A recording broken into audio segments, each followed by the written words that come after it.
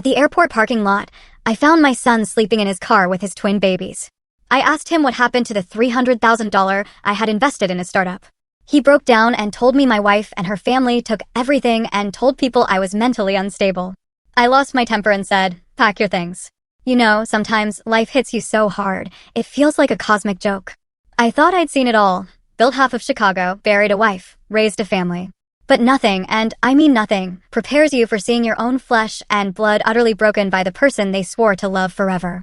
It was 11 at night, and the wind at O'Hare International Airport cut through my wool coat like a damn knife.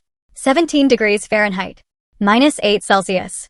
I just landed from a 2-week consulting trip in Dubai, utterly jet-lagged, and all I wanted was my warm bed in Lake Forest. I took the shuttle to Economy Lot G, the cheapest long-term parking, a place I usually avoided like the plague, but construction had pushed everyone out here.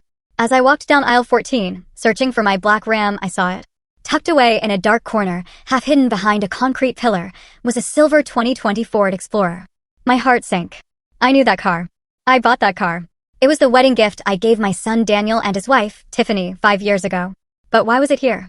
Daniel lived in a 4-bedroom house in Naperville, with a heated garage. Why was his car sitting in the cheapest lot at the airport, covered in 3 inches of gray slush? I walked closer, my boots crunching on the frozen asphalt. The windows were fogged up. Someone had taped pages of the Chicago Tribune over the rear windows to block the harsh orange lot lights.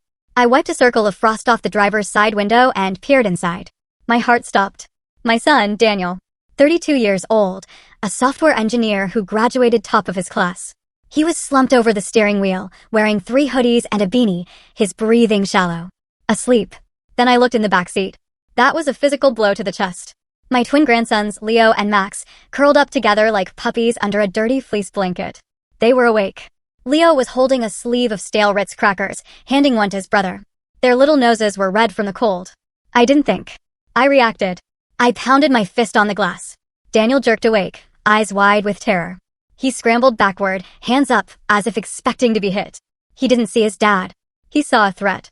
He rolled down the window just a crack, his voice trembling. "Please, officer, we're leaving. We just needed to rest for an hour. Please don't tow us." "It's not a police officer, Daniel. It's me. Open the damn door." He squinted, adjusting to the darkness. "Dad?" I ripped the door open. The smell hit me instantly. Stale air, unwashed bodies, and fear. The car was freezing. Engine off, to save gas. My son, the man I raised to be strong and independent, looked at me and crumbled. He didn't just cry.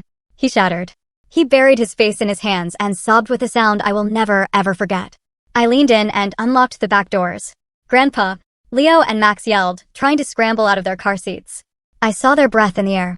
Dangerously cold. "Get out." I ordered Daniel. "Get the boys. We're leaving." "We can't, Dad," he stammered, wiping his nose with his sleeve. "She'll find us. She said if I leave the city, she'll call the cops. She has a tracker on my phone." "Who, Daniel?" "Who?" "Tiffany. She took the house keys. She changed the codes. She told the police I was dangerous." I grabbed Daniel by the collar of his hoodie, not in anger, but to make him look at me. "Listen to me very carefully. Where's the money? Where's the $325,000 I wired to your account last month for your startup, TechFlow?" He let out a dry, hysterical laugh. "Gone. It's all gone. There is no TechFlow, Dad. I tried to access the account on Monday to pay the office lease. Zero." When I asked Tiffany, she laughed. Said I must have gambled it away. She showed me bank statements I'd never seen before. Fake statements. Then her parents showed up.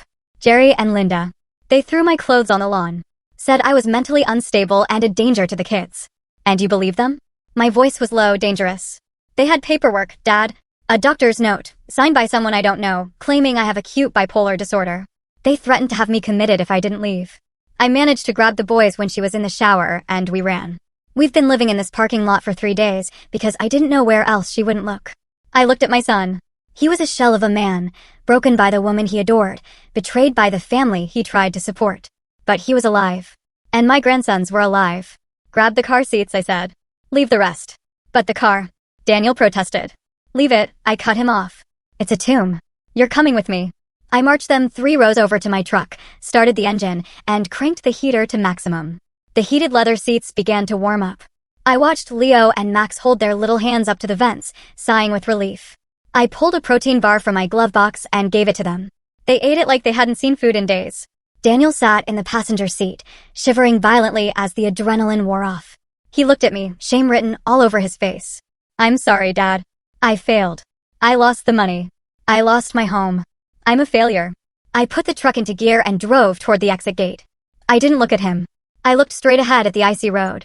You are not a failure, Daniel. You are a victim of a sophisticated theft. But crying time is over. Wipe your face. We are going to my house. And tomorrow morning, we are not going to hide. We are going to hunt.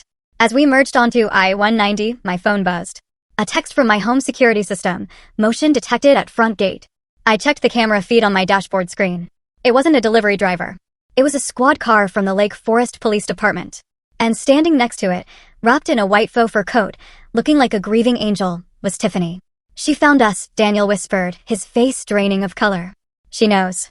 Good, I said, pressing my foot down on the accelerator. Let her come. She thinks she's playing checkers with a soft-hearted husband. She's about to find out she's playing chess with a man who clawed his way up from the construction pits of Chicago. And I never lose. We'd been inside my Lake Forest estate for less than 45 minutes. My housekeeper, Mrs. Higgins, had performed a miracle with chicken noodle soup and grilled cheese.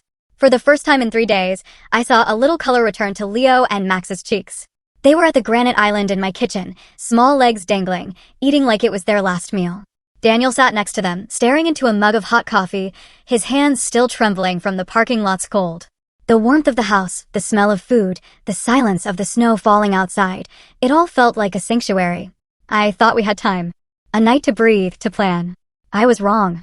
The peace shattered instantly. A low hum in the distance grew rapidly into a wail that pierced through the heavy oak doors. Sirens. Not one, but several. Blue and red lights began to flash against the kitchen windows, painting the snowy lawn in chaotic bursts of color. Daniel dropped his coffee mug. It shattered on the floor, splashing hot liquid onto his boots, but he didn't even flinch. He just looked at me with eyes full of absolute terror and whispered, "She found us." She tracked the phone. Before I could even tell him to stay calm, the doorbell rang. It wasn't a polite ring. It was a demand. Then came the heavy pounding of fists. "Open up. This is the Lake Forest Police Department." I walked to the foyer, my boots clicking on the marble.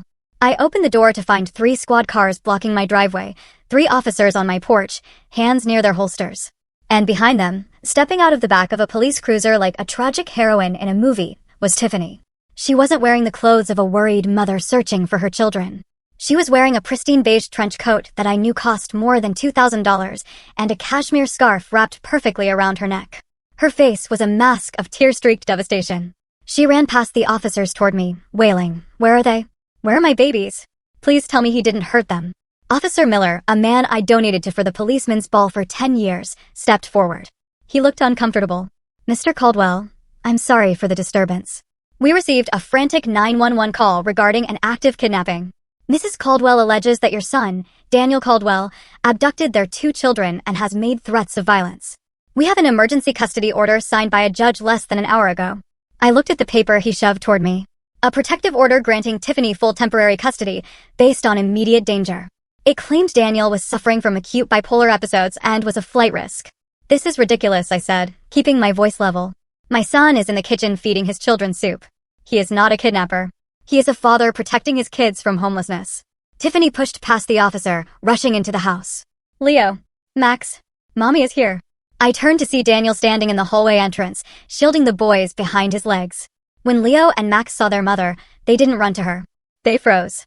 They looked at Daniel, then at her, confused and frightened by the noise and the uniformed men crowding into their grandfather's hallway. "He has them," Tiffany screamed, pointing a manicured finger at Daniel. "Grab him. He said he would drive the car off a bridge. He is unstable." 2 officers moved past me. Daniel stepped back, raising his hands. "No, please. I didn't say that. I just took them to get food." She locked me out. "Sir, step away from the children," one officer commanded, his hand on his taser. Daniel looked at me, panic rising in his chest. "Dad, tell them. Tell them she's lying." I stepped between the officers and my son. "Gentlemen, stand down. This is my house. My son is unarmed. He is exhausted.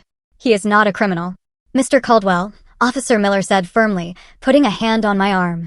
"Do not interfere. We have a court order. If you obstruct this, we will have to arrest you too, and that won't help your grandkids." I knew he was right. If I got arrested tonight, Daniel would have no one. I had to swallow my rage. I had to step aside. It was the hardest thing I have ever done. I watched as they grabbed Daniel, spun him around, and pushed him against the wall. They handcuffed him in front of his sons. Leo started to scream, "No, Daddy. Leave Daddy alone." Max started to cry, a high-pitched sound that tore through my heart. Tiffany swooped in, dropped to her knees, hugging the boys. But her eyes weren't on them. Her eyes were scanning the room, checking the furniture, looking at me. She was performing. "It's okay, babies. Mommy is here. The bad man can't hurt you anymore. We are going home." Daniel was struggling, tears streaming down his face. "Tiffany, tell them. Tell them I just wanted to feed them. Why are you doing this?" She ignored him completely. She stood up, holding a hand of each twin, and began to walk them toward the door. The boys were dragging their feet, looking back at their father, who was being marched out by the officers. As the police led Daniel to the squad car, Tiffany paused near me.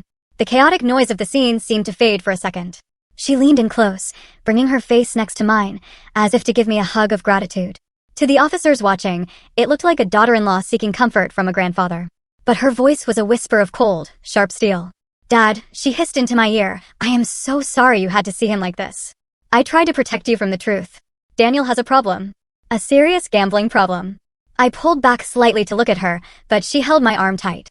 "He didn't invest that money in a startup," she whispered, her eyes wide with fake concern. "He lost it all. Online poker, sports betting. He lost the $325,000 in 2 weeks. He is sick, Dad. He is paranoid. He thinks I am stealing from him because he can't accept what he did." She reached into her oversized designer bag and pulled out a folded stack of papers. She shoved them into my hand. "Here, these are the bank statements. I found them hidden in the garage. Look at the transfers. DraftKings Poker Stars. It is all there. I had to lock him out. I had to protect the boys' college fund before he stole that too. Don't believe the words of an addict, Dad. He needs help. Serious help."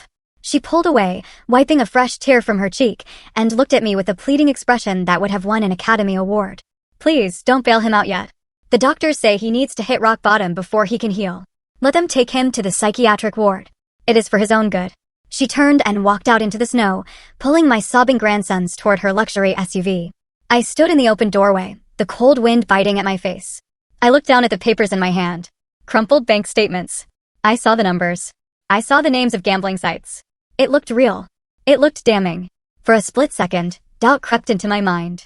Could Daniel have lied? Could my quiet, brilliant son have a secret demon I didn't know? Then I looked up.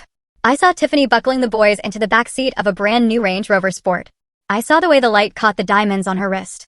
I saw the way she didn't look back at her husband, who was being shoved into the back of a police car like a stray dog. A nurse's salary does not buy a Range Rover. A nurse's salary does not buy a Cartier watch. And a man who just lost $300,000 gambling does not drive his children to a freezing parking lot to starve with them. He goes to a hotel. He goes to a friend. He doesn't hide in the dark unless he is terrified of something much worse than debt. I watched the convoy of red and blue lights disappear down my long driveway, taking my entire world with them. I closed the heavy front door and locked it. The house was silent again, but the warmth was gone. I looked at the papers in my hand one more time. "Fake," I said aloud to the empty room. I walked to my office and sat behind my heavy mahogany desk. I didn't call the police station. Not yet. I picked up my phone and dialed a number I hadn't used in 5 years. Rachel Sterling.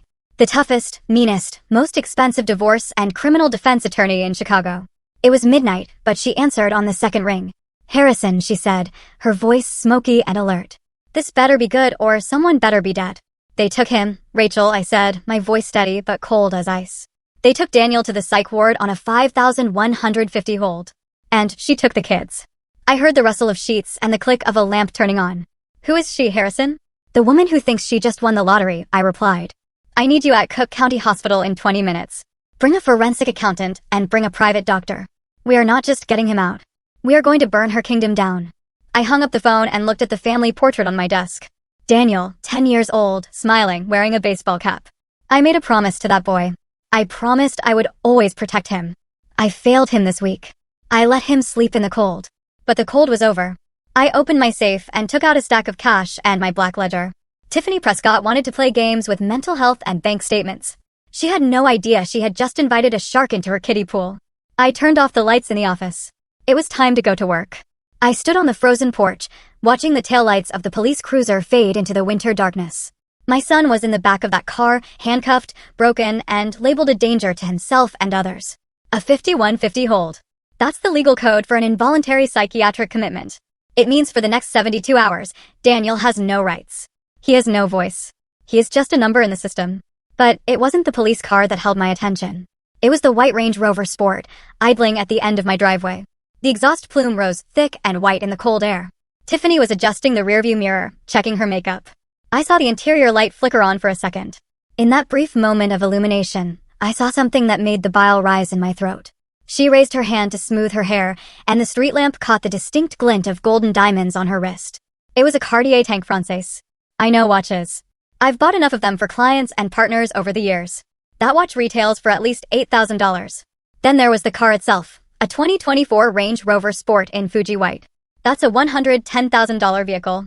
I did the math in my head as the cold wind whipped against my face. A nurse in Chicago makes perhaps $80,000 a year.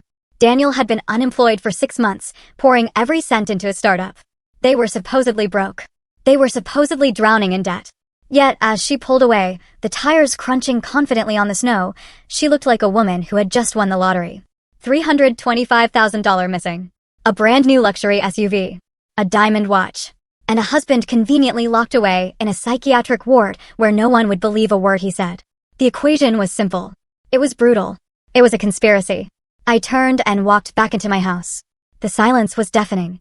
The half-eaten grilled cheese sandwiches were still on the counter. Leo's small winter boots were kicked off by the door. The ghost of my family was everywhere. I didn't sit down to grieve. I went straight to my study. The heavy oak door shut with a solid thud, sealing me in with my anger. I sat at my desk and picked up the secure landline. I didn't tremble. My hands were steady. This was business now. I dialed Rachel Sterling. It was nearly 1 a.m. Most lawyers would have their phones off. Rachel was not most lawyers. She answered on the first ring, her voice crisp and devoid of sleep. "Harrison," she said, "I'm assuming you're not calling to ask about my health." "They took him." "Rachel," I said, my voice low. "Tiffany orchestrated a 5150. She claimed he was suicidal and violent. She had an assigned affidavit from a doctor I've never heard of. She took the boys." There was a pause on the line, the sound of a pen scratching on paper. "Where did they take him?" "Cook County General Psychiatric Wing." "I'll meet you there in 45 minutes, Rachel said. "No," I interrupted. "Listen to me. I saw her car. I saw her watch. This isn't just a custody dispute. This is grand larceny and fraud. She stole the seed money I gave Daniel. She's spending it right now. I need you to bring everything. I want a forensic accountant on standby for the morning. But right now, tonight, I need a private doctor, someone with credentials that can override a county psych evaluation.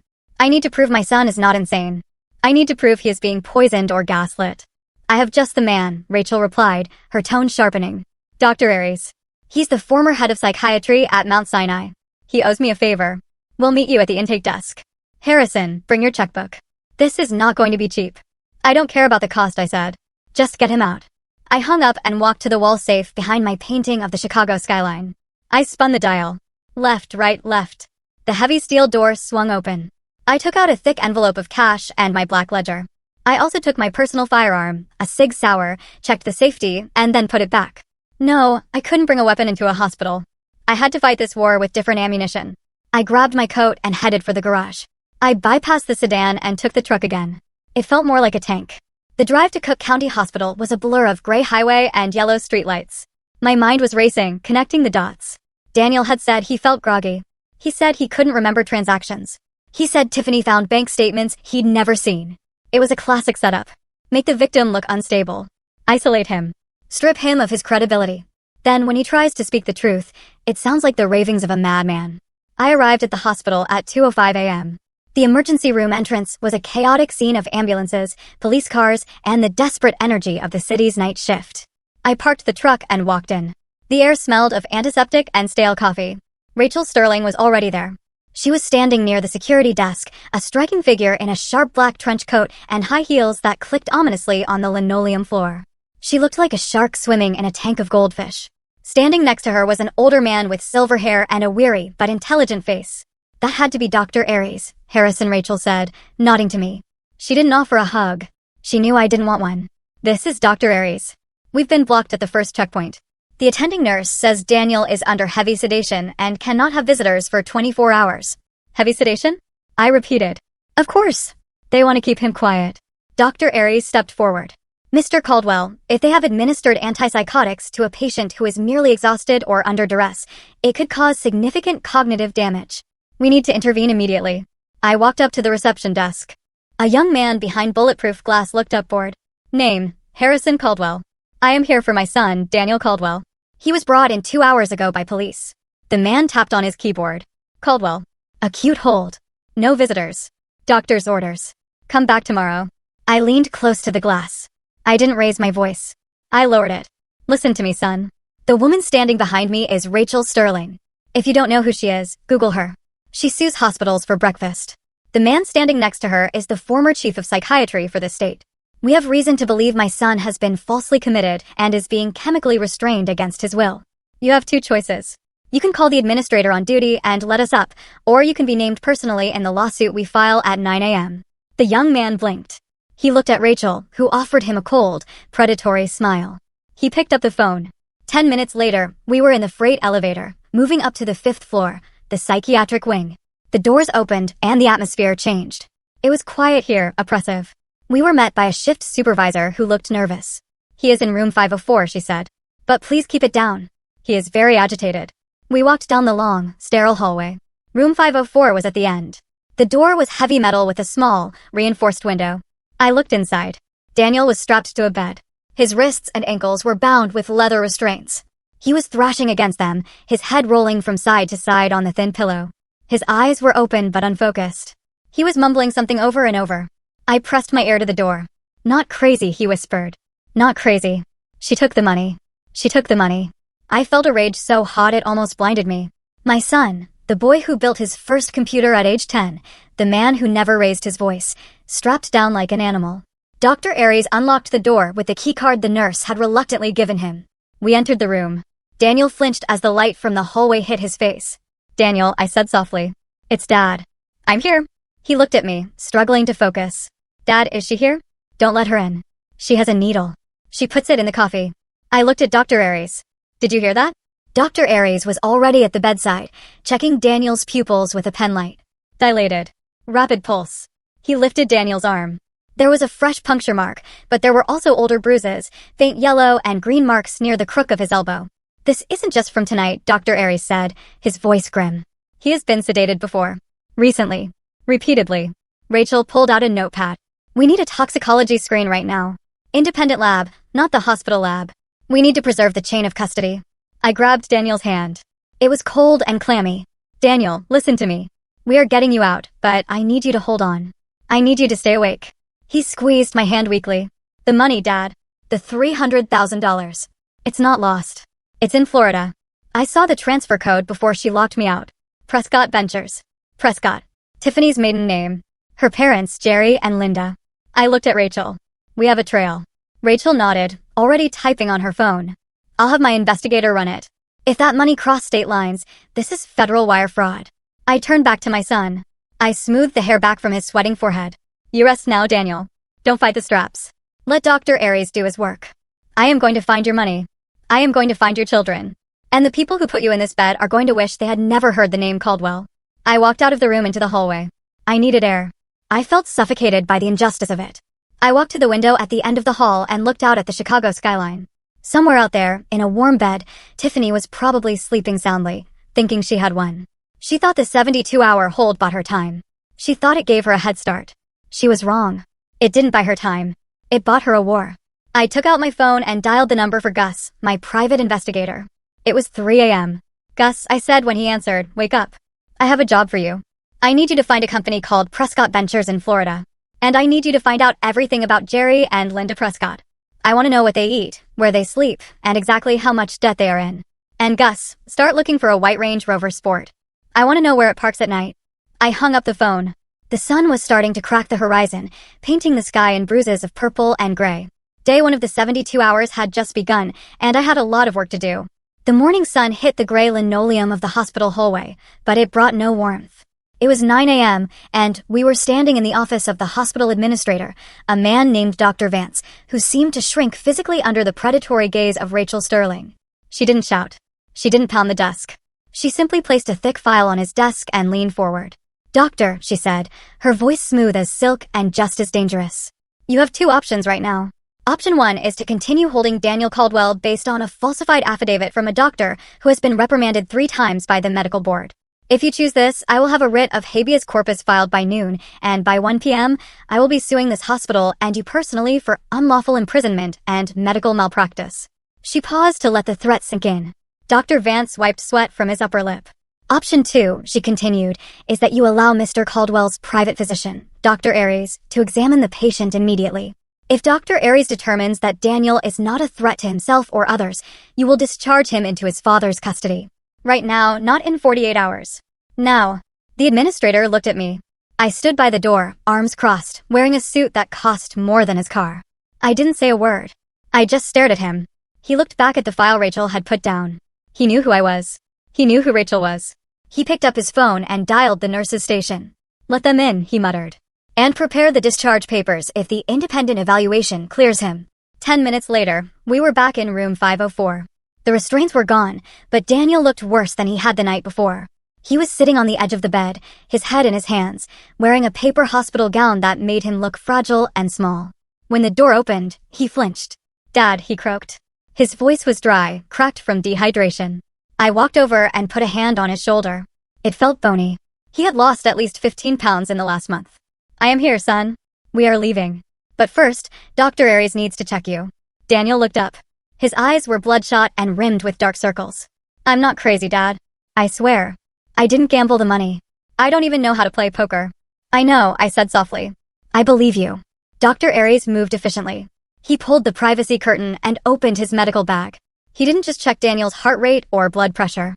He took out a pair of surgical scissors and a small plastic vial. "Daniel, DR," Aries said calmly. "I need a sample of your hair from the root, and I need to draw 2 vials of blood." "Why?"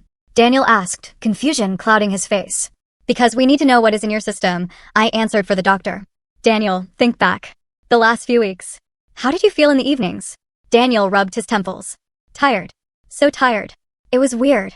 I would come home from the office, or the basement where I was working, and Tiffany would be so sweet. She would make me coffee. She bought this fancy hazelnut creamer. She insisted I drink it. She said I looked stressed. Coffee? I repeated. And then what happened? He frowned, trying to push through the fog in his brain. I would drink it. It tasted sharp, bitter under the sugar. Half an hour later, the room would start spinning. My legs would feel like lead. I would pass out on the couch. And in the morning, she would show me videos on her phone. Videos of me yelling, videos of me throwing things. But I didn't remember doing any of it. She told me I was having manic episodes. She said I was dangerous. Dr. Aries exchanged a dark look with me. "That is not mania, Daniel," the doctor said quietly as he tied a tourniquet around my son's arm. "That is a classic reaction to a high dose of sedatives or dissociative drugs. You weren't having episodes. You were being drugged." Daniel stared at the needle entering his vein. "Drugged by Tiffany?" "We are going to find out," I said. Dr. Aries filled 2 vials with dark red blood. Then he snipped a lock of hair from the back of Daniel's head and sealed it in an evidence bag. "These samples are going to a private lab in downtown Chicago, not the hospital lab. We maintain the chain of custody. If there is poison in your veins, we will find it." Once the samples were secured, Dr. Aries conducted a rapid cognitive assessment. He asked Daniel the date, the president, to count backward from 100 by sevens. Daniel answered everything perfectly, though slowly. "He is lucid," Dr. Aries declared, turning to the nurse who had been watching from the doorway with a scowl. "He is physically exhausted and shows signs of chemical suppression, but he is not psychotic. He is not suicidal. There is no medical or legal grounds to hold him." Rachel stepped forward, holding a clipboard she had materialized from somewhere. "Sign here, nurse. You are releasing him against medical advice according to your charts, but in accordance with independent expert evaluation. If you refuse, I will call the judge right now." The nurse glared at her but signed the paper. "Get him out of here," she snapped. "But if he hurts someone, it is on you." "He won't hurt anyone," I said, handing Daniel a bag of fresh clothes I had brought from home. "The only person who is going to get hurt is the one who put him in here." Daniel changed quickly. Jeans and sweater, boots. He looked like a human being again, though a broken one. We walked out of the psych ward 24 hours after he was admitted, bypassing the 72-hour hold entirely. The power of expensive lawyers and the truth is a formidable combination. As we reached the lobby, my phone buzzed. A text from Gus, the investigator. I stopped to read it. Found the money trail. It didn't go to any gambling site. It went to a shell company in Delaware called Prescott Ventures. "And Harrison, you are going to want to sit down for the rest." I didn't sit down. I put the phone in my pocket. We walked out into the biting Chicago winter air. The wind hit us, but this time it felt like freedom. "Where are we going?" Daniel asked as he climbed into my truck. Home. No, I said, locking the doors. Tiffany knows where I live. She has the police on speed dial. She'll claim you escaped. She'll try to drag you back. We are going to the safe house. I drove us into the city, merging onto the Kennedy Expressway, heading downtown toward the towering skyline. I own a building in the Loop, a converted warehouse on Franklin Street. The penthouse is my private retreat. It has a separate elevator, biometric security, and steel-reinforced doors. No one knows about it except my lawyer and my accountant. Not even Tiffany knew it existed. We parked in the underground garage. I led Daniel up to the penthouse. The space was wide, modern, and filled with light from the floor-to-ceiling windows. I poured him a glass of water and handed him a sandwich I'd picked up on the way. You stay here, I told him. Do not turn on your phone. Do not log into your email. Do not contact anyone. To the world, you are still in the psych ward or missing. Let Tiffany think she won this round. Let her get comfortable. Daniel sat on the leather sofa, looking out at the city covered in snow. Dad, he whispered. The boys. Leo and Max. She has them. I know, I said, my voice hardening. And we're going to get them back. But we can't do it if you're in a hospital bed or a jail cell. You need to sleep. You need to get that poison out of your system. Dr. Aries will come by tomorrow to check on you. I walked to the door. Where are you going? Daniel asked. I am going to meet a man about a dog, I said cryptically. Actually, I was going to meet Gus, because if the money went to Prescott Ventures, that meant Tiffany wasn't working alone. Prescott was her maiden name. Her parents, Jerry and Linda, the ones who threw Daniel's clothes on the lawn, were in on it. This wasn't just a bad marriage. This was a family business, and I was about to bankrupt them. Gus operates out of a nondescript brick building in the South Loop, the kind of place you drive past 1,000 times without noticing. No sign on the door, just a buzzer with a faded number. I arrived at 4 a.m., my eyes burning from exhaustion, but my mind wide awake. The smell of stale coffee and ozone hit me as I walked into his office. It was a room filled with servers, humming quietly in the dark, and wall-to-wall monitors glowing with streams of data. Gus was sitting behind a desk buried under stacks of paper, looking like he hadn't slept in a week. He didn't offer me a drink. He didn't ask how I was doing. He just swiveled his chair around and pointed to the largest screen on the wall. Sit down, Harrison, Gus said, his voice gravelly and serious. You are not going to like this. But you paid for the truth, so here it is. I sat on a folding metal chair, leaning forward, my hands clasped tightly together to stop them from shaking. Show me, I said. Gus typed a command, and a map of the United States appeared on the screen. A red line traced a digital path from Chicago to the East Coast. Let's start with TechFlow, Gus began. The revolutionary software startup your son invested $325,000 IN. According to the paperwork Daniel signed, it's a limited liability company registered in Delaware. That's standard for tech companies. Tax benefits, privacy. It all looks legitimate on paper. He zoomed in on the map, focusing on a street address in Wilmington, Delaware. But when I ran a physical verification of the registered address, I didn't find a server farm. I didn't find a software lab. I found this. He pulled up a Google Street View image. It was a rundown strip mall. The address corresponded to a business called Suds and Duds, a coin-operated laundromat next to a liquor store. I stared at the image. A laundromat. My son's future. My hard-earned money was invested in a place that smelled of bleach and cheap detergent. TechFlow is a shell, Gus said flatly. It has no employees, no product, no intellectual property. It was incorporated 3 weeks before you wired the money. And the registered agent is a lawyer in Miami who specializes in setting up ghost companies for people who don't want to be found.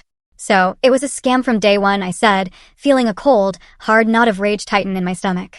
It gets worse, Gus said. He tapped another key. The red line on the map shot down the coast all the way to Florida. I tracked the wire transfer you sent to Daniel's account. He moved it to the TechFlow account on Monday, thinking he was funding operations. The money sat in the TechFlow account for exactly 12 minutes. Then it was wire transferred out in a single lump sum to where? To a corporate account in Miami held by an entity called Prescott Holdings LLC, Gus replied. Prescott, I whispered. Tiffany's maiden name. Exactly, Gus said. Now, Prescott Holdings sounds impressive, but it's just a holding company for a single asset. A failing construction firm owned by one Jerry Prescott. Jerry. My father-in-law. The man who sat at my Thanksgiving table and ate my turkey. The man who threw my son's clothes on the lawn and called him mentally unstable. Gus pulled up a spreadsheet. It was a bank ledger. He'd hacked into their transaction history. I didn't ask how he did it. I didn't care. Here's where your money went, Harrison. It didn't vanish into the ether. It went on a shopping spree. Look at the line items. I leaned in closer, my eyes scanning the rows of numbers. The dates were from this week. The ink on these transactions was barely dry. The first item was for $85,000. The recipient was the Seminole Hard Rock Hotel and Casino in Hollywood, Florida. Jerry paid off a marker, Gus explained. I dug into his credit report. The man is a degenerate gambler. He was underwater. He was facing foreclosure on his house, and he had bookies breathing down his neck. Your money saved his kneecaps. I felt a wave of nausea. Tiffany had looked me in the eye and told me Daniel had a gambling problem. She had printed out fake statements to frame my son for the very vice her own father was drowning in. It was a projection of the highest order. A lie so bold it was almost impressive. Keep reading, Gus said.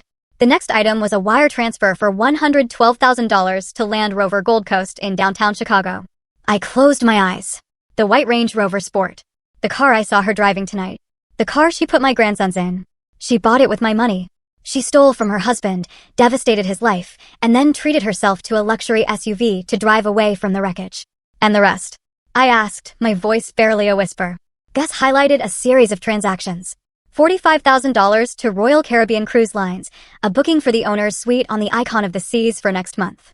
5 passengers, Jerry, Linda, Tiffany, Leo, and Max. They are going on vacation, I said, the realization hitting me like a hammer. They destroyed my son, had him committed to a psych ward, stole his inheritance, and now they are planning to take my grandsons on a tropical cruise to celebrate? There's more, Gus said, scrolling down.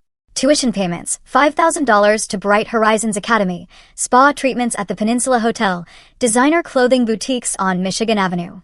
Harrison, they are eating your money. They are living like kings on the corpse of your son's dignity.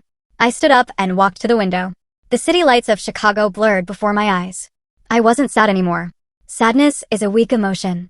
I was furious.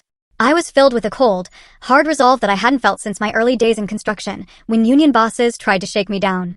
They think I'm just a checkbook, I said to the glass. They think Daniel is weak and I am old. They think they got away with it. They made a mistake, Gus said from behind me. A big one. What mistake? Gus typed on his keyboard again. When they set up Prescott Holdings, Jerry got sloppy. He listed himself and his wife, Linda, as the primary officers, which is standard. But he added a third, silent partner, to the LLC operating agreement 3 days ago. Who? Tiffany Prescott Caldwell, Gus said. She is a 20% shareholder in the company that received the stolen funds. That connects her directly to the fraud. She can't claim she didn't know. She can't claim her parents did this without her. Her name is on the incorporation papers. This is conspiracy. This is wire fraud. This is money laundering. I turned back to Gus. Print it. Print everything. Every transaction. Every date. Every IP address. Gus hit the print button. The laser printer in the corner whirred to life, spitting out pages of evidence. So, Gus asked, leaning back in his chair. You have enough to go to the police. You can have them arrested for fraud. It might take a few months for the investigation, but you'll get them eventually. No, I said, picking up the warm stack of papers. The police are for later. If I go to the police now, Tiffany will claim it's a civil dispute. She will use the money she stole to hire a defense lawyer. She will drag this out in court for years while she keeps my grandsons away from me. She will spend every dime before a judge even bangs a gavel. Then what are you going to do? I looked at the line item for the $85,000 gambling debt repayment. I looked at the name of the bank in Florida that held the mortgage on Jerry Prescott's house. I am a businessman, Gus. I understand leverage. Jerry Prescott didn't just pay off a debt. He revealed his weakness. He is broke. He is desperate. And he is stupid. I pulled out my phone. It was 5 a.m. Banks in London were already open. I have connections in the debt purchasing market. I am not going to arrest them, Gus. Not yet. I am going to buy them. I am going to buy Jerry Prescott's debt. I am going to buy the note on his house. I am going to become the man who owns the roof over their heads. And then when they are sitting comfortable in their stolen life, thinking they are safe, I am going to pull the rug out from under them so hard they will wish they had never been born. I put the papers in my briefcase. Gus, find out who holds the mortgage on Jerry's house in Boca Raton, and find out if he has any other outstanding loans. I want to own every cent he owes. Gus smiled a slow, predatory grin. You are going to foreclose on your in-laws. I am going to evict them from their lives, I corrected him. I walked out of the office into the pre-dawn light. The city was waking up. People were going to work, unaware that a war had just been declared in their midst. I got into my truck and placed the thick file of evidence on the passenger seat. Tiffany wanted a lifestyle she didn't earn. She wanted a Range Rover and a Rolex. She was about to find out that the price of those things was everything she had. I started the engine. Next stop, the school. I needed to see exactly where my money was going, because I had a feeling Bright Horizons Academy wasn't the only lie in Tiffany's ledger. It was 8 a.m. when my phone vibrated against the leather console of my truck. I was parked 3 houses down from the home I had helped Daniel buy. The engine idling quietly, the heater battling the Chicago freeze. I picked up the phone. It was a text from Tiffany. Dad, I hate to ask you this with everything going on, but Leo and Max need their tuition paid for this month. Bright Horizons is threatening to give their spots away if we don't pay by noon. It is $5,000. Please do it for the boys. I stared at the screen. Bright Horizons. I knew the place. It was one of the premier early learning centers in the city. They taught Mandarin and violin to 3-year-olds. It was exactly the kind of place Daniel would want for his sons. It was also exactly the kind of place Tiffany would use to bleed me dry. I didn't reply. Instead, I put the truck into gear. Down the street, the garage door of Daniel's house opened. The white Range Rover Sport backed out, its pristine paint gleaming against the dirty snow banks. Tiffany was behind the wheel, wearing large sunglasses and looking every inch the grieving, stressed mother she pretended to be. She turned left, heading toward the highway. I followed, keeping 2 cars between us. I expected her to head north toward the suburbs where Bright Horizons had its campus, but she didn't. She merged onto the Dan Ryan Expressway and headed south. We drove past the skyline, past the tourist spots, past the gentrified neighborhoods. The scenery began to change. The glass towers were replaced by crumbling brick factories and vacant lots. We were heading into the deep south side, an area where luxury SUVs usually didn't go unless they were lost or looking for trouble. She exited the highway and navigated through a maze of potholes and cracked pavement.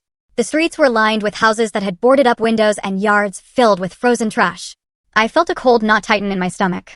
This wasn't the route to an elite international school. Tiffany slowed down and pulled up to the curb in front of a dilapidated, single-story house.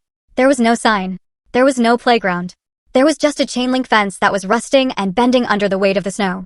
A hand-painted wooden board nailed to the porch read, Miss Tanya's Childcare. I parked around the corner and watched through my telephoto lens. Tiffany got out. She didn't look happy. She opened the back door and pulled Leo and Max out. They weren't wearing their new winter coats. They were wearing thin jackets. Leo was clutching his backpack like a shield. She marched them to the front door. She didn't hug them.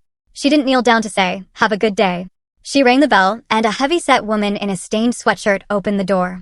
Tiffany shoved the boys inside, handed the woman a wad of cash, and turned around. The door slammed shut. I sat there, gripping the steering wheel so hard my knuckles turned white. I knew places like this. They were unlicensed, unregulated warehouses for children. They cost maybe $400 a month. Tiffany was charging me $5,000 for an Ivy League education and dumping my grandsons in a place that looked like a holding cell. I waited until she drove off. Then I took a picture of the house. I marked the GPS coordinates. I wanted to kick that door down and take them, but I couldn't. Not yet. I didn't have the legal standing. Tiffany still had the emergency custody order. If I took them, I would be the kidnapper. I had to leave them there. It was a physical pain, sharp and deep, to put my truck in reverse and leave my blood behind in that rut. But I had to follow the money. I had to follow the predator. I caught up to the Range Rover a few miles later. She was driving fast now, aggressive, heading back toward the money. We drove north, back to the Gold Coast, the playground of the wealthy. She pulled into the valet circle of the Peninsula Hotel. I watched as she tossed the keys to the valet and walked inside, her head held high. I parked in a garage across the street and opened my laptop. Gus had done his job well. When he located the Range Rover the night before, his team had managed to slip a listening device under the passenger seat and tap into the Bluetooth system. I put on my headphones and connected to the live feed. The audio was crisp.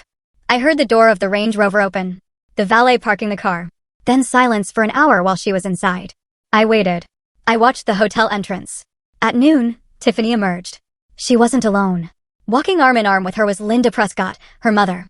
Linda was wearing a fur coat that looked like it cost more than my first house. They were laughing. They looked like sisters on a shopping spree, not a grandmother and mother in the midst of a family tragedy. They waited for the car. When the Range Rover pulled up, they got in. Tiffany in the driver's seat, Linda in the passenger seat. I turned the volume up. God, I needed that massage. Tiffany's voice filled my headphones. My shoulders were so tense from all the fake crying I had to do for the cops. Linda laughed, a harsh, grating sound. You're doing great, honey. Just keep it up. Did the old man transfer the tuition money? Not yet, Tiffany replied, the engine roaring to life. He's probably moving funds around. He thinks he's saving his grandkids from ignorance. If he knew they were at Tanya's, eating crackers and watching TV all day, he would have a stroke. He won't know, Linda said dismissively. Harrison is a checkbook, not a detective. He's too busy playing the big shot builder to notice the details. And $5,000 is nothing to him. It's just a rounding error. So, where are we having lunch? The grill, yes, Tiffany said. I want the lobster salad. And we need to celebrate. Jerry called. He said the bank is off his back, Thanks to that idiot Daniel's seed money. I started my truck and followed them, keeping a safe distance. They were heading to Gibson's, a steakhouse where the bill for lunch would easily feed a family for a month. How is Daniel? Linda asked. The tone of her voice changed. It wasn't casual anymore. It was conspiratorial. Is he still in the psych ward? He got out, Tiffany said, sounding annoyed.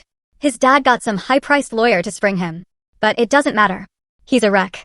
I saw him before the cops took him. He couldn't even form a sentence. He was drooling.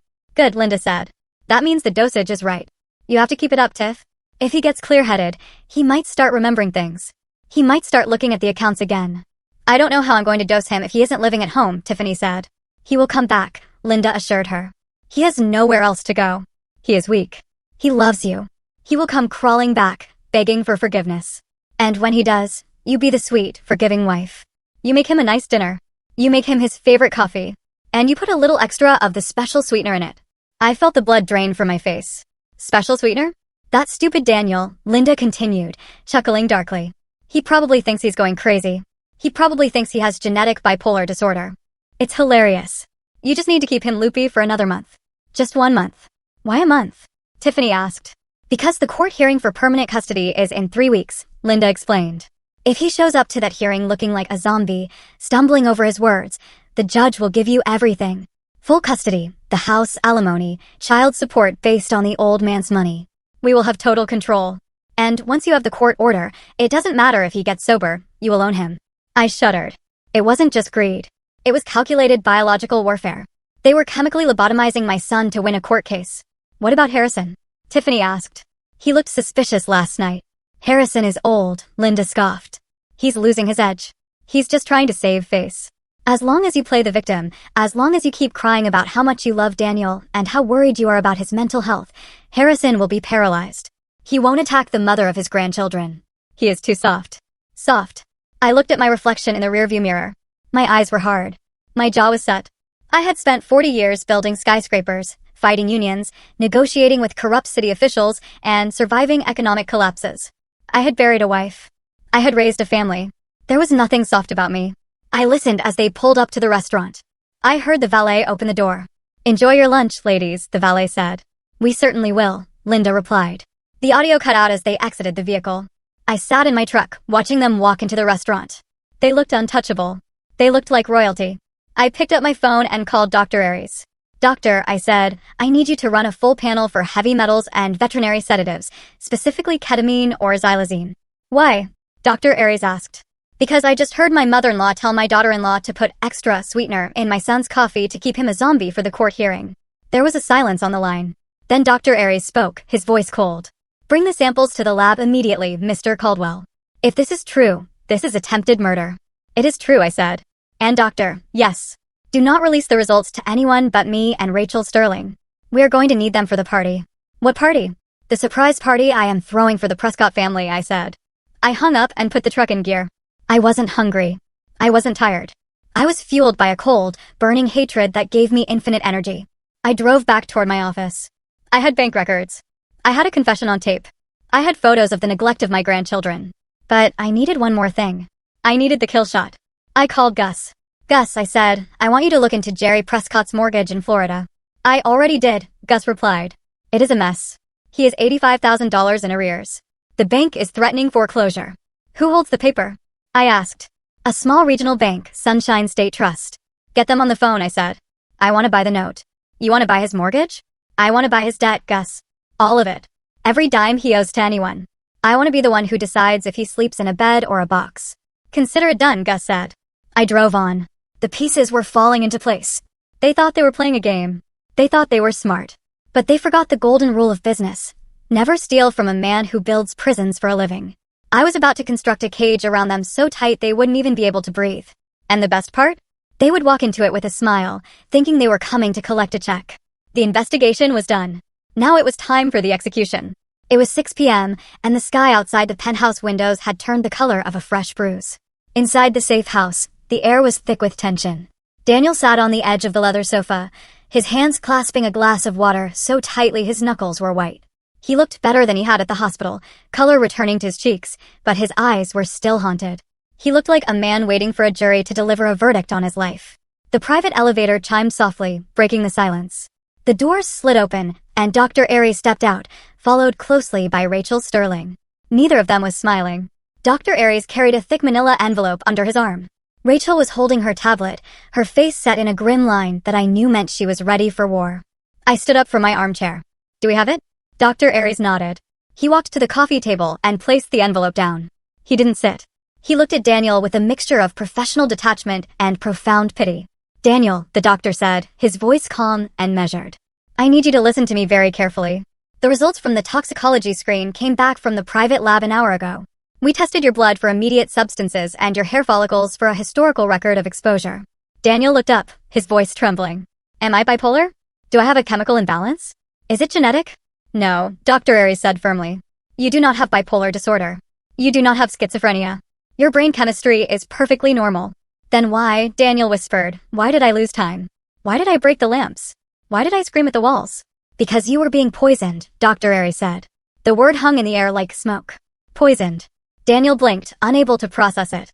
"We found high concentrations of benzodiazepines in your system," Dr. Aries continued, opening the file and pointing to a chart with red spikes, specifically a generic form of Xanax and Valium. "But that isn't the worst part.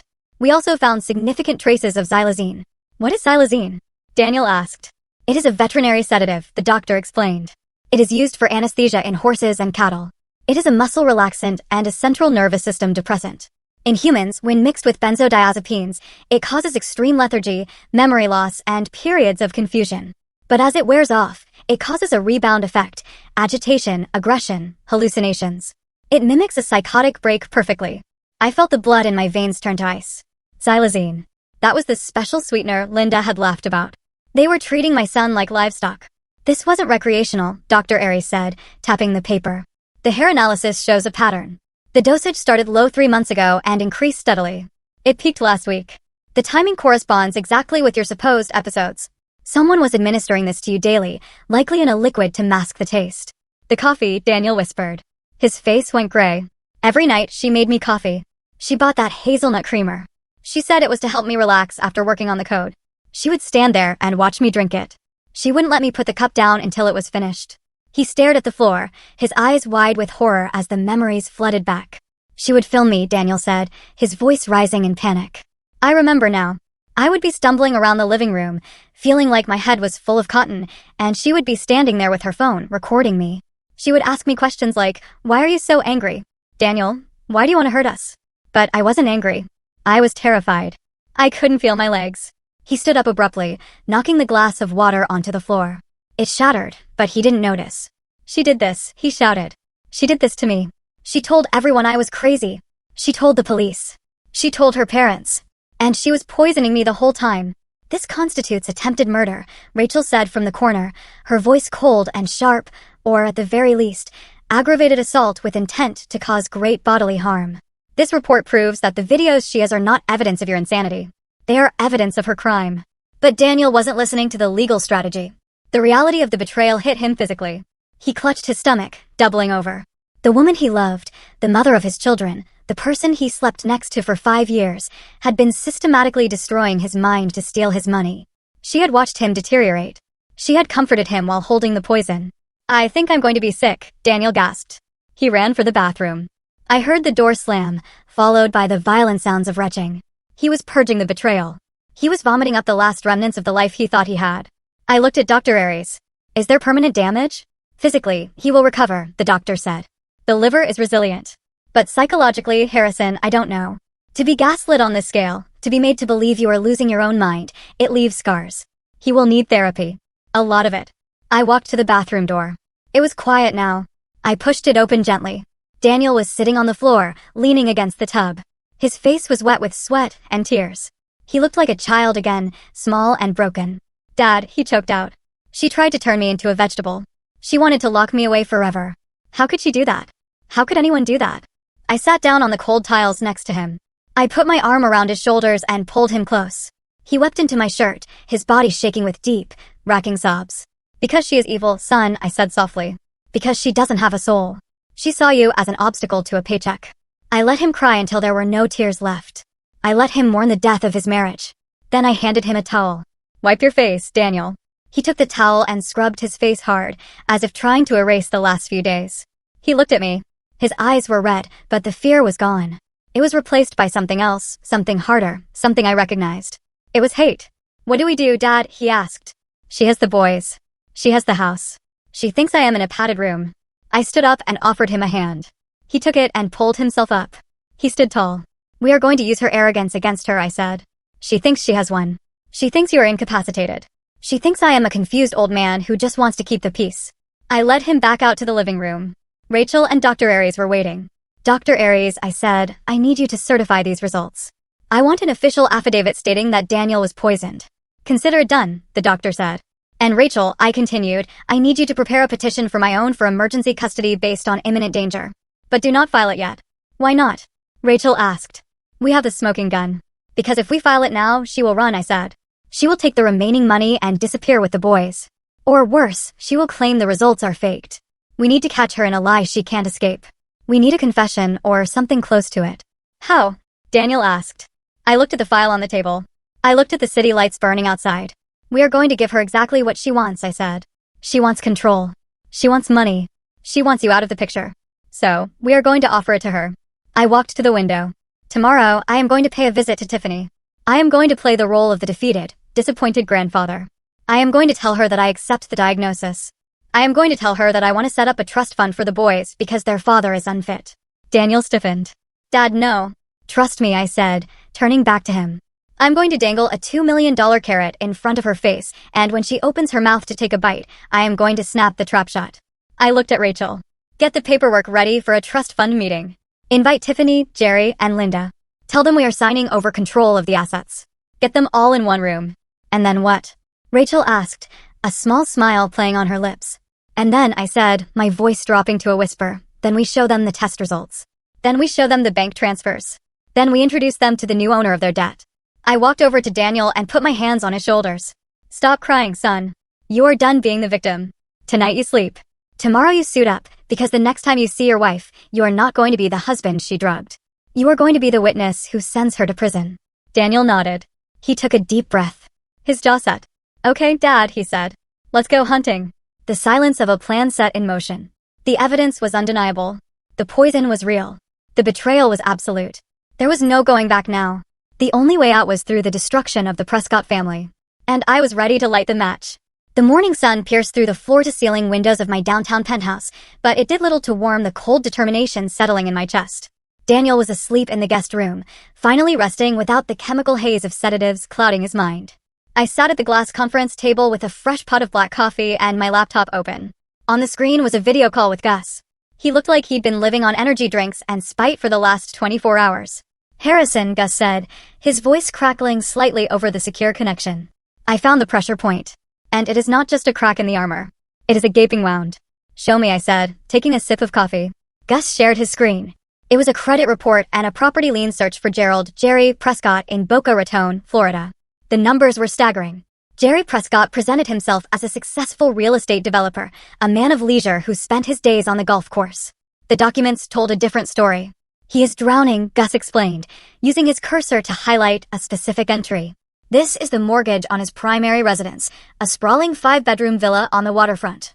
He took out a second mortgage 3 years ago to fund a commercial project that never broke ground. The principal amount is $850,000. I looked at the number. $850,000. It was a significant sum even for a man of means. For a man like Jerry, it was a death sentence. "He is in default," Gus continued. "He hasn't paid the principal in 6 months. The bank, Sunshine State Trust, initiated foreclosure proceedings 90 days ago. That $85,000 he wired from Daniel's stolen funds last week? That wasn't to pay off the house. That was just to pay the back interest and the penalties to stop the sheriff from putting an eviction notice on his front door. He bought himself time, maybe 2 months. But the underlying debt is still there, and the bank hates him. They view him as a toxic asset." I leaned back in my chair. A toxic asset. In the world of finance, that means a liability you want to get rid of at any cost. Jerry Prescott wasn't just a thief. He was a bad investment. "Who is the asset manager handling the file at Sunshine State Trust?" I asked. "A guy named Robert Miller," Gus replied. "He is the VP of Distressed Assets. I have his direct line." "Send it to me," I said. "And Gus, send me the full legal description of the property and the loan number." "You're going to call him?" Gus asked. I am going to do more than call him, I said. I am going to solve his problem. I hung up with Gus and dialed the number for Sunshine State Trust. It was 9 a.m. in Florida. Banks were open. Business was moving. Robert Miller answered on the third ring. He sounded tired. Dealing with people like Jerry Prescott would make anyone tired. Mr. Miller, I said, keeping my voice professional and authoritative. My name is Harrison Caldwell. I am the principal of Caldwell Holdings in Chicago. You may know my firm. There was a pause. The name Caldwell carries weight in the construction and development world.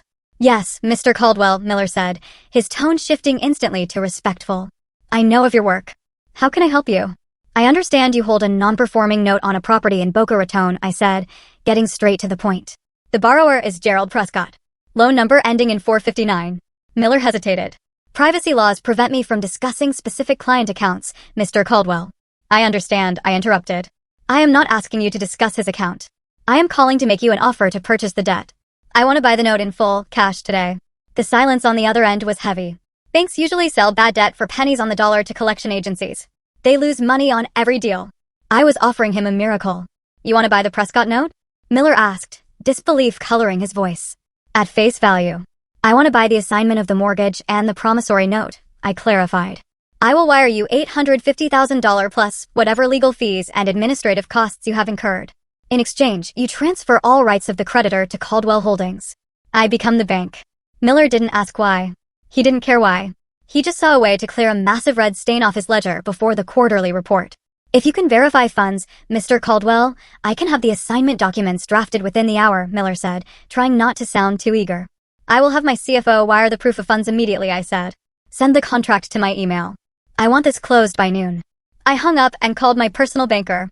I authorized the transfer. $850,000. It was a lot of money to spend on revenge. But I wasn't just buying a piece of paper. I was buying control. For the next 2 hours, I sat at the table reviewing documents as they came in. The assignment of mortgage, the transfer of lien, the legal power to foreclose. I signed them digitally.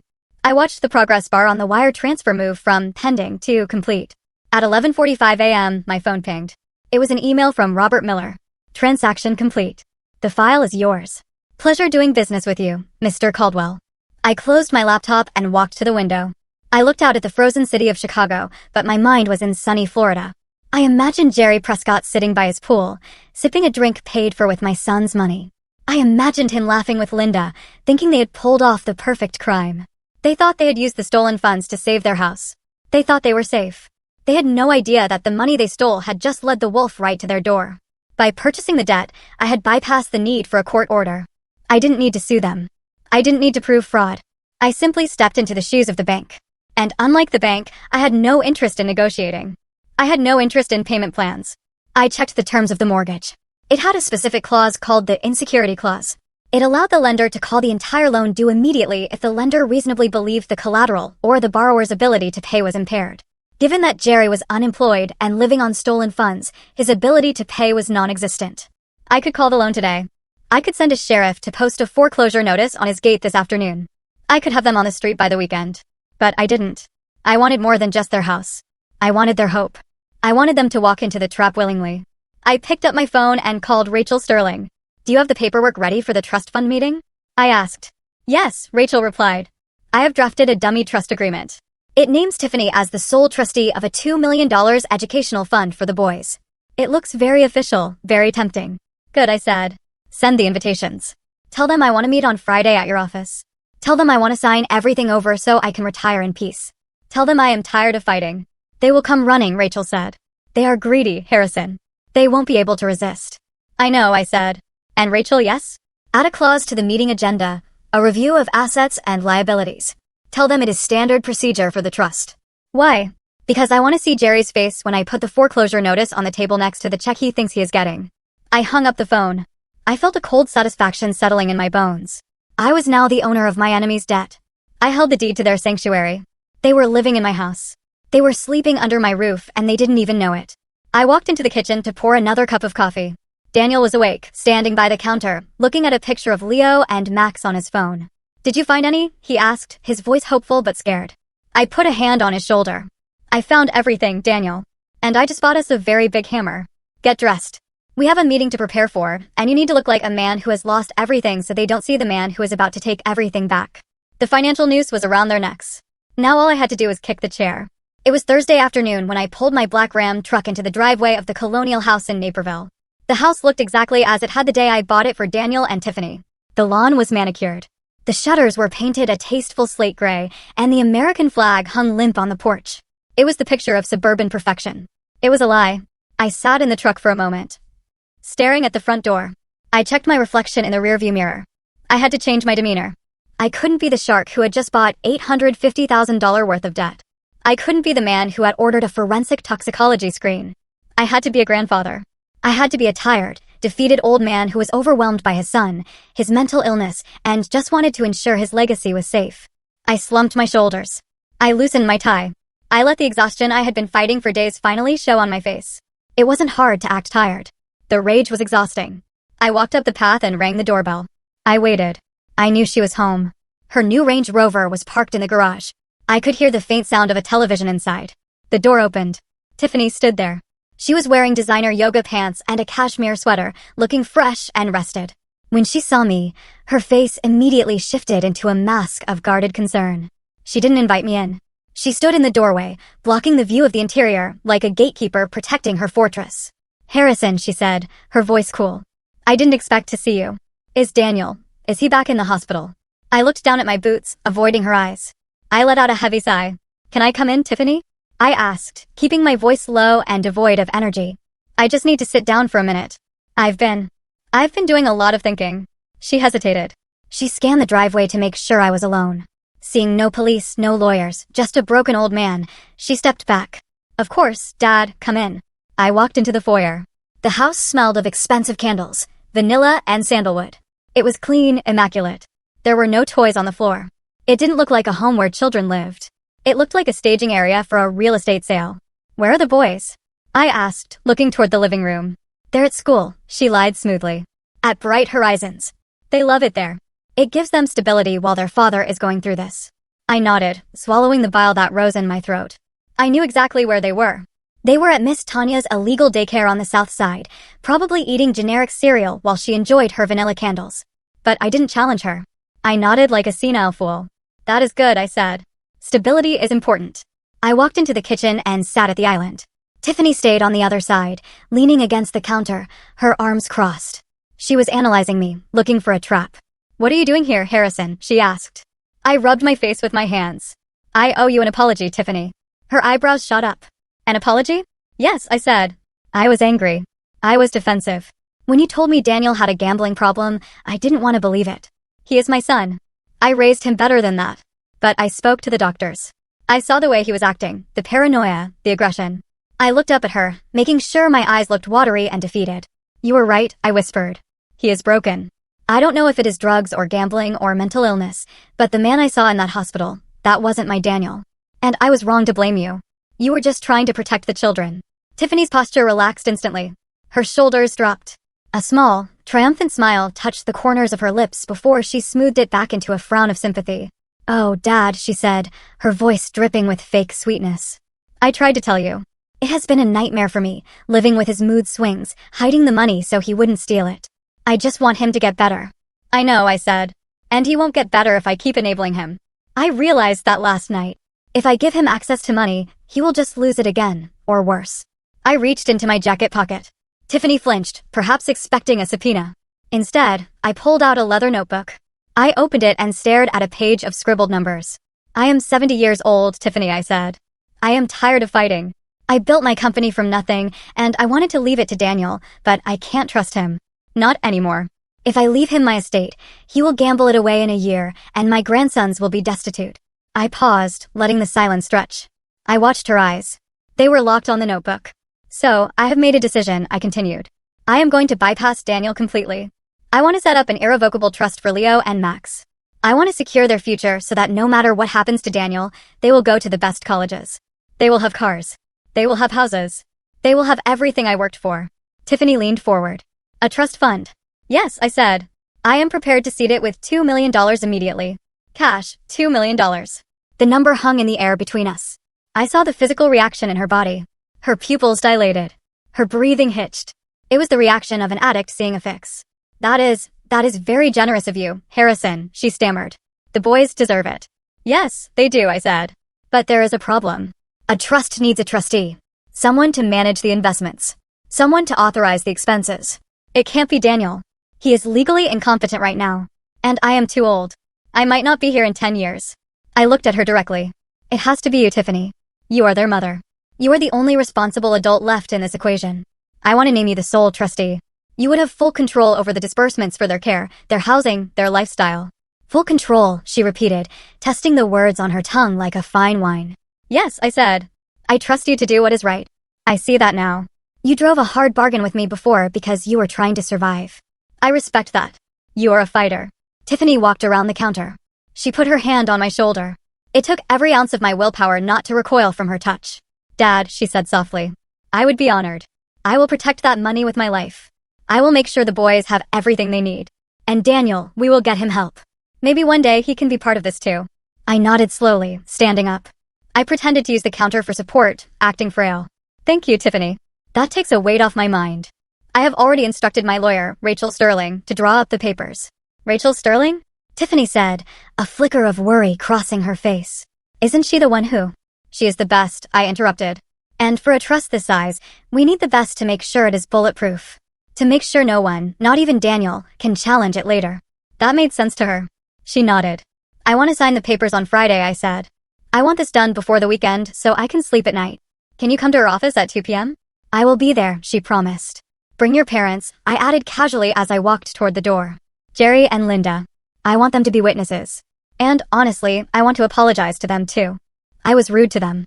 They were just supporting their daughter. I want to be a united family for the sake of the boys. That is a wonderful idea. Tiffany beamed. They will be so happy to hear that. They have been so worried about the financial situation. I bet they have, I thought. I will see you on Friday, Tiffany, I said. I walked out of the house and down the driveway to my truck. I didn't look back. I climbed into the cab and drove away slowly, like a careful old man. As soon as I turned the corner and was out of sight, I pressed the accelerator and the engine roared. I reached for the laptop bag on the passenger seat and pulled out my headphones. I put them on. The bug in the kitchen was live. I heard the sound of a phone dialing. Then Tiffany's voice, loud and jubilant. Mom, pick up. You are not going to believe this. There was a pause. Then Linda's voice came through the speakers. What is it? Did Daniel come back? No. Better. The old man was just here. Harrison. He's broken, Mom. He totally bought the gambling story. He thinks Daniel is a lost cause. Seriously? Linda laughed. I told you he was soft.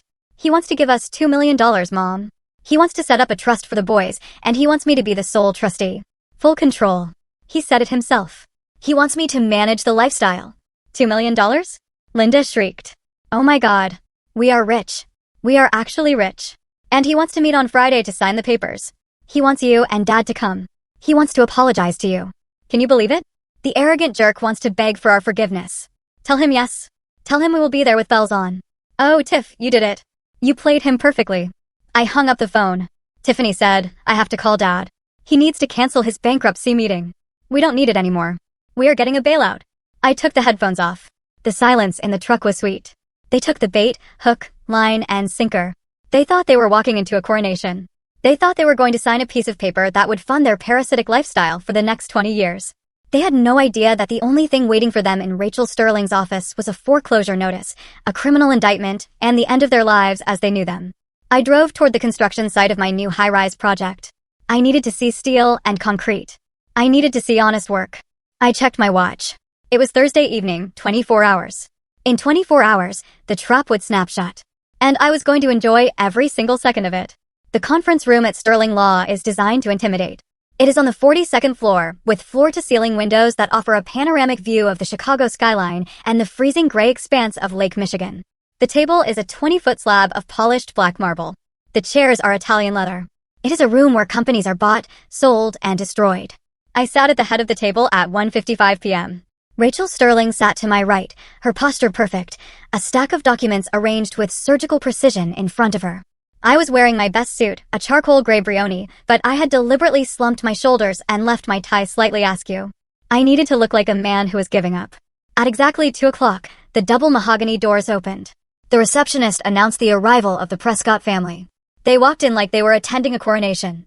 Tiffany led the way. She was wearing a new navy blue Chanel dress that I knew cost at least $4,000. Her hair was blown out perfectly. She held her head high, projecting the image of the capable, long-suffering wife who was finally getting her due. Behind her came Jerry and Linda Prescott. I had seen their photos in Gus's file, but seeing them in person made my skin crawl. Jerry was wearing a tan suit that was a little too tight, a gold watch that looked flashy but cheap, and a smile that showed too many teeth. He looked exactly like what he was, a desperate gambler who thought he had just hit the jackpot. Linda was draped in jewelry, her eyes darting around the room, assessing the value of everything she saw. "Harrison," Jerry boomed, walking toward me with his hand extended.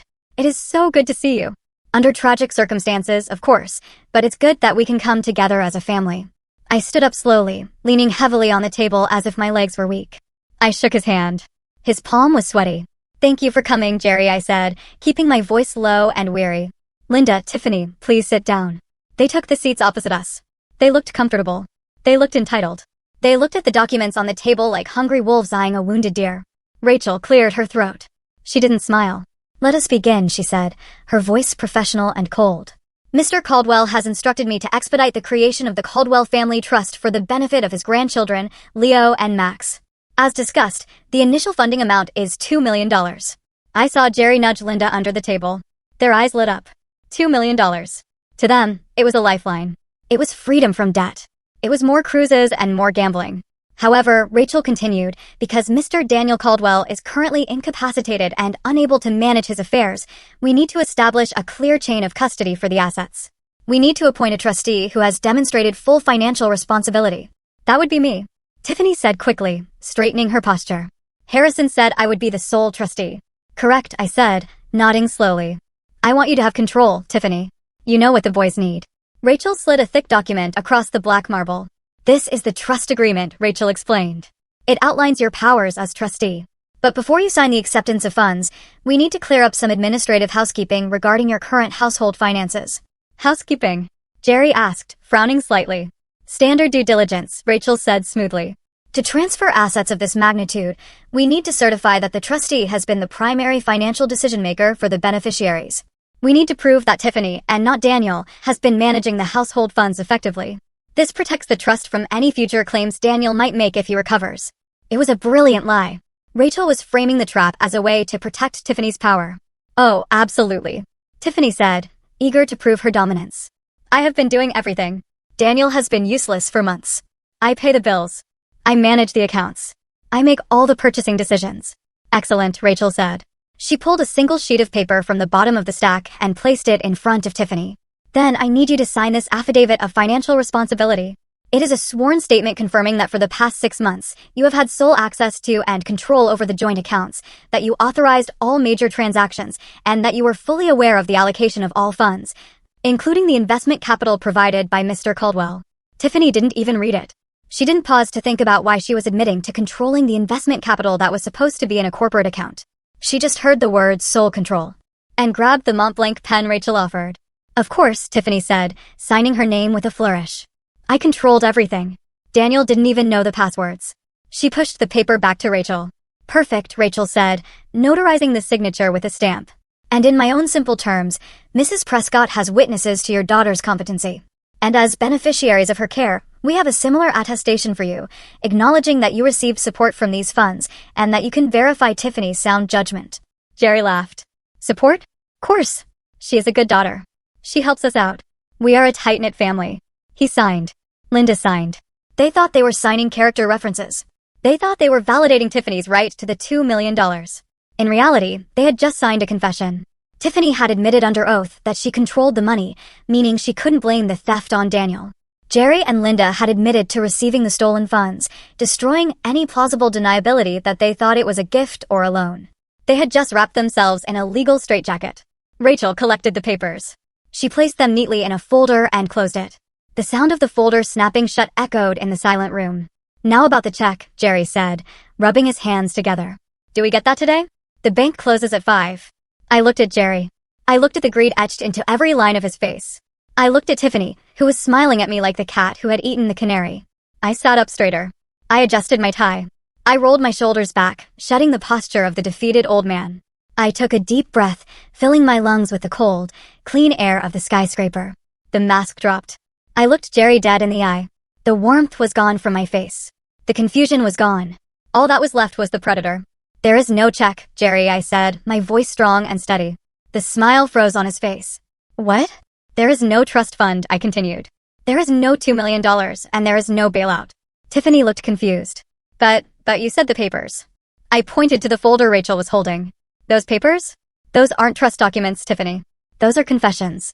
You just admitted under penalty of perjury that you controlled the $325,000 I gave Daniel. You admitted you spent it. You admitted you authorized every transaction. That means you can't say Daniel gambled it away. You just confessed to grand larceny and wire fraud." The color drained from Tiffany's face so fast she looked like a corpse. "What is going on?" Linda screeched. "Harrison, have you lost your mind?" "No, Linda," I said. "I found it. Just like I found the transactions to the Hard Rock Casino. Just like I found the invoice for the Range Rover. Just like I found the tuition payments you didn't make while my grandson sit in a basement daycare." I stood up. I walked to the window and pressed a button on the wall. The blinds retracted, flooding the room with harsh afternoon light. "You thought I was a senile old man you could manipulate?" I said, turning back to face them. "You thought you could drug my son, frame him for insanity, and steal my fortune. You thought you were playing a game." I picked up the file Rachel had prepared for the next phase. "You forgot one thing, Tiffany. I built this city. I deal with sharks and gangsters and corrupt politicians every day. Compared to them, you are just a greedy child." Jerry stood up, his face turning red. "I am leaving. Come on, Linda. We don't have to listen to this. We are going to sue you." "Sit down, Jerry." I barked. The command was so loud, so authoritative, that he actually sat back down before he realized what he was doing. "You aren't going anywhere," I said. "Because we haven't even started. That was just the appetizer. Now it is time for the dessert." I nodded to Rachel.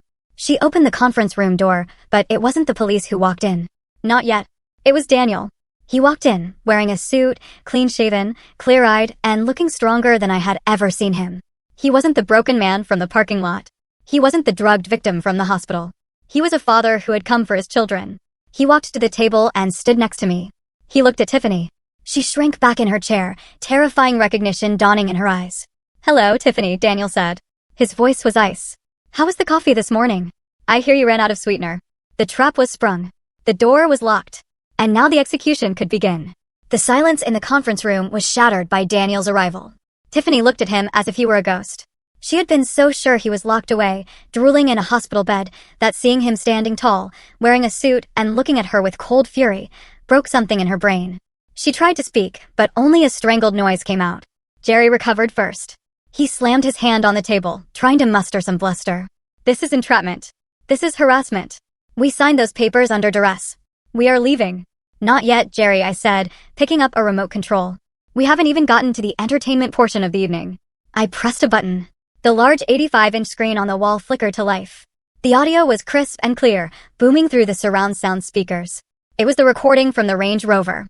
"He will come crawling back, begging for forgiveness." Linda's voice echoed through the room. "And when he does, you be the sweet, forgiving wife. You make him a nice dinner. You make him his favorite coffee, and you put a little extra of the special sweetener in it." I watched Linda. Her jaw dropped. Her hand flew to her mouth. She looked at the screen, then at me, then at the hidden microphones she now realized must have been everywhere. "But wait," I said, "there is more." The screen changed. Now it showed a spreadsheet, a forensic accounting of every dime stolen from Daniel, the wire transferred to Prescott Ventures, the payoff to the Hard Rock Casino, the down payment on the Range Rover, the cruise tickets. It was all there, laid out in undeniable black and white. And finally, the piece de resistance. I clicked the remote one last time. The screen displayed the toxicology report from Dr. Aries, the red spikes showing the benzodiazepines, the high levels of xylazine, the horse tranquilizer. The room was so quiet you could hear the air conditioning hum. "This," I said, pointing to the screen, "is proof of attempted murder. Poisoning. Systematically destroying a human being's mind for profit." Tiffany started to shake. It wasn't a tremble. It was a violent, full-body shudder. She looked at her parents, desperate for them to fix it. But they were frozen in their own horror. "You can't prove I did it," she whispered, her voice thin and reedy. "Anyone could have put that in his coffee. He did it to himself. He is an addict." "Nice try, Tiffany," Daniel said, stepping forward. "But we checked the canister of hazelnut creamer in the kitchen. The one you insisted only I use. The lab found enough xylazine in it to knock out a thoroughbred. And your fingerprints are all over the hidden stash we found taped under the sink." Jerry stood up again, his face purple. We are leaving right now. You can talk to our lawyer. We are done here. Actually, Jerry, I said, my voice dropping to a conversational tone that was far more terrifying than a shout. You have a bigger problem than lawyers. You have a housing problem. Housing problem? He's fat. What are you talking about? My house is fine. I paid the arrears. You paid the arrears with stolen money. I corrected him, which means the payment is fraudulent and can be clawed back. But that doesn't matter anymore because you don't owe the bank. You owe me. I slid a single piece of paper across the table toward him. It was the assignment of mortgage. I bought your debt yesterday, Jerry. Sunshine State Trust was very happy to get you off their books. I now own the note on your villa in Boca Raton, and as the new lien holder, I have reviewed your file. You are in default on the principal. You are unemployed. Your income is based on theft. I leaned forward, locking eyes with him. I have activated the insecurity clause in the mortgage contract. I have called the entire loan due immediately. $850,000. Can you write me a check right now? Jerry stared at the paper. His hands shook. No, you can't do that. There are laws. There are eviction protections. Not for commercial investment loans, which is how you structured it to get a tax break. Remember? I said. And since you can't pay, I have already moved to the next step. I checked my watch. Right about now, the Palm Beach County Sheriff is arriving at your house. My team is there with a writ of possession. They are changing the locks, Jerry. They are cataloging your furniture to sell at auction to recover my costs. Your golf clubs? Gone. Your boat? Seized. You're homeless. Linda let out a wail that sounded like a dying animal. My house. My things. My furs are in that closet. Not your furs, Linda, I said coldly. My collateral. Tiffany looked from her parents to me, realizing the walls were closing in from every side. She stood up, knocking her chair over. I am taking the boys, she screamed. You can have the money, you can have the house, but I am taking my children. You will never see them again. She turned to run for the door. But before she could reach the handle, the heavy mahogany doors swung open from the outside. It wasn't room service. It wasn't a secretary. Two uniformed officers from the Chicago Police Department stepped into the room, followed by a detective in a cheap suit who looked very, very tired of people like Tiffany. Tiffany Prescott, the detective said, holding up a warrant. You are under arrest for aggravated battery with a toxic substance, wire fraud, and child endangerment. No, she shrieked, backing away. You can't. I'm a mother. The officers moved in. They didn't treat her like a lady in a Chanel dress. They treated her like a suspect. They grabbed her arms. They spun her around. The click of the handcuffs was the sweetest sound I had heard in years. Dad, help me. Do something. Tiffany yelled at Jerry, but Jerry was slumped in his chair, staring at the foreclosure document, realizing his life of leisure was over. He didn't even look at her. Daniel walked up to her as the officers began to drag her out. He looked at the woman who had vowed to love him, the woman who had tried to erase him. The boys are safe, Tiffany, Daniel said softly. I picked them up from that hellhole daycare an hour ago. They're with Mrs. Higgins, eating cookies. Real cookies, not stale crackers in a parking lot. They're going to be fine. They are going to forget you. You can't do this to me. She screamed as they hauled her through the door. I am the victim. He is crazy. He is crazy. Her screams faded down the hallway, cut off by the closing of the elevator doors. The silence returned to the conference room. Linda was sobbing quietly into her hands. Jerry was staring at the wall, a broken man. I stood up and buttoned my jacket. Rachel, I said, please show Mr. and Mrs. Prescott out. And make sure they understand that if they step foot in Illinois or Florida again, I will have them arrested for conspiracy. They have 24 hours to vacate the state. Where will we go? Linda whimpered. We have nothing. I looked at them with zero sympathy. I hear the weather is nice in North Dakota, I said. And I hear they are hiring at the gas stations. It is honest work. You should try it sometime. I walked out of the room, Daniel by my side. We didn't look back. We took the elevator down to the lobby and walked out into the cold Chicago afternoon. The wind was still biting, but for the first time in a week, the sun felt warm on my face. It is over, Dad, Daniel said, taking a deep breath. No, son, I said, putting my arm around him. It is just beginning. Now we rebuild.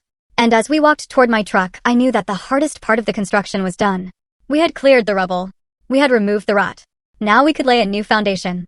A foundation built on truth, on strength, and on the unshakable bond of a father and son who had walked through fire and come out the other side, not as victims, but as kings.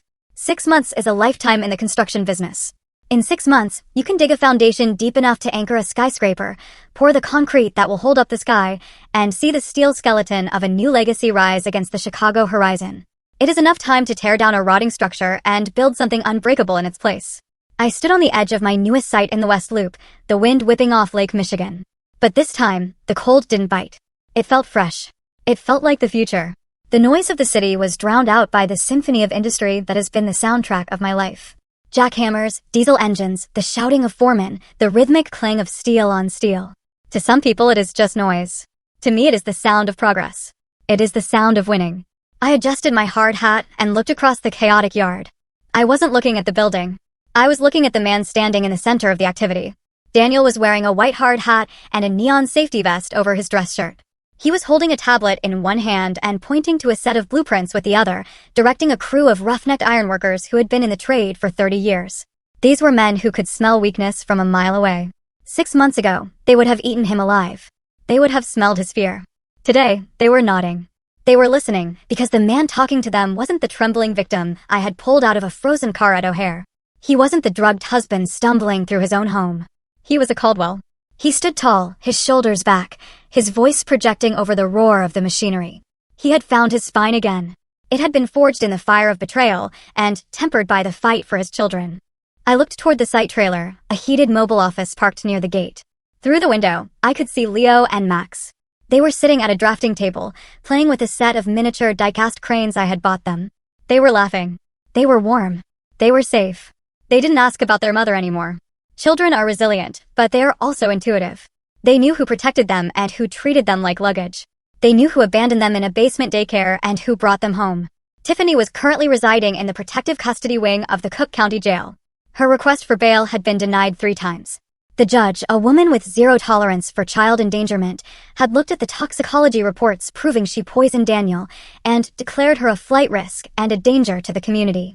She was facing 15 years for attempted murder and fraud. She had aged 10 years in 6 months. The Botox had worn off, the hair dye had faded, and the arrogance had been replaced by the hollow look of someone who knows they have lost everything. She was no longer the queen of the suburbs. She was inmate number 4829. As for Jerry and Linda, justice had been less formal, but equally brutal. With their house foreclosed and their assets frozen by the civil suits Rachel Sterling had filed on my behalf, they had been forced to leave Florida. The last I heard, they were living in a Section 8 housing complex outside of Gary, Indiana. Jerry was working part-time at a hardware store, and Linda was cleaning houses. It was a steep fall from the country club, but gravity is unforgiving when you build your life on theft. Daniel finished with a foreman and walked toward me. His stride was confident. He didn't look like a software engineer who had lost a startup.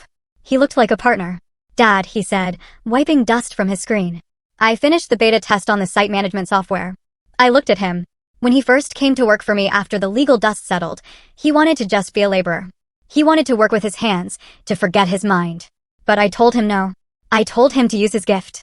I told him to build something that would make this company better. And? I asked. He turned the tablet toward me. The screen displayed a complex 3D model of the supply chain and labor allocation. "It works," he said, a genuine smile breaking across his face. "By optimizing the delivery schedules and automating the vendor payments, we cut overhead by 15% in the first quarter. That is almost $2 million in savings on this project alone." 15%, I repeated, impressed. "That is not bad for a startup." "It is better than TechFlow," Daniel said, his smile fading slightly into a look of serious gratitude. "It is real. It is mine." He looked over at the trailer where his sons were playing. "I got the final custody decree yesterday," he said quietly. "Full legal and physical custody. Tiffany gets no visitation until her criminal trial is concluded, and even then it will be supervised." I nodded. "It is done then." "It is done," he agreed. He looked at me, and for a moment I saw the little boy I used to take to baseball games. But behind that, I saw the man who had walked through hell and come out carrying his children. "Thank you, Dad," he said. "Not for the money. Not for the job. But for waking me up. For making me fight." I reached out and put a hand on his shoulder. It felt solid, strong. "You did the fighting, Daniel. I just gave you the ammunition." I looked him in the eye. "But remember the lesson, son. It is the most expensive lesson you will ever learn, so don't waste it." "What is that?" he asked. "Never let anyone else define your worth," I said. "Not a wife, not a partner, not even your father. You define who you are by what you build, by who you protect, and by what you refuse to tolerate. You are a Caldwell, and Caldwells do not break." He nodded, swallowing hard. "I won't forget." "Go be with your boys," I said. "I am heading out." "You're leaving early?" he asked, surprised. "I have a date," I said, checking my watch. "Mrs. Ellison invited me to the opera. She says I need to experience a little culture after all this war." Daniel laughed. It was a good sound. "Go have fun. We got this." I walked away from the noise and the dust, heading toward my truck. I climbed in and started the engine. As I pulled out of the construction site, I looked back one last time. I saw my son standing amidst the steel and concrete, the master of his domain. I saw my grandsons waving from the window of the trailer. I saw a legacy that was safe. I drove onto Lakeshore Drive. The sun was beginning to set behind the skyscrapers, casting long shadows over the city I helped build. The water of Lake Michigan turned a deep, bruised purple. It was a beautiful city, a tough city. The last 6 months had cost me a fortune in legal fees, bought debt, and sleepless nights. It had cost me the illusion of a happy extended family. It had forced me to be ruthless in ways I thought I had left behind. But as I merged into traffic, feeling the power of the engine beneath me and the peace in my heart, I knew the truth. It was worth every penny. I turned on the radio, found a jazz station, and drove into the twilight. The war was over. The bad guys had lost, and the good guys? We were just getting started. This life taught me a brutal lesson. Blood is not a shield against betrayal. Sometimes, the most dangerous enemy sleeps right next to your children. I used to think money could protect my family. But I was wrong. Only vigilance, courage, and unshakable self-respect are true shields. Never let anyone define your worth, whether it is a spouse or a partner. Love with a warm heart. But always keep a cold head. Sometimes being ruthless in the moment is the highest form of mercy required to save the lives of the people you truly love. Thank you for your time.